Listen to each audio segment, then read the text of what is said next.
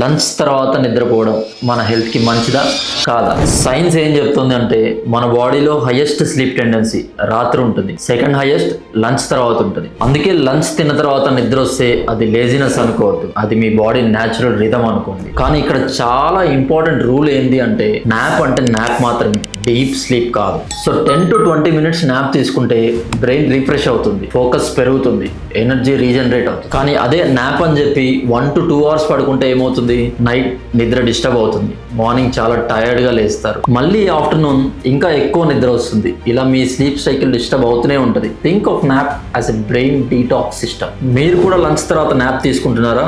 అయితే మీరు ఎన్ని మినిట్స్ పడుకుంటున్నారో ఈ కమెంట్ సెక్షన్ లో మెన్షన్ చేయండి. If you really want to know more about sleep, you should definitely try this book called Why We Sleep by Matthew Walker.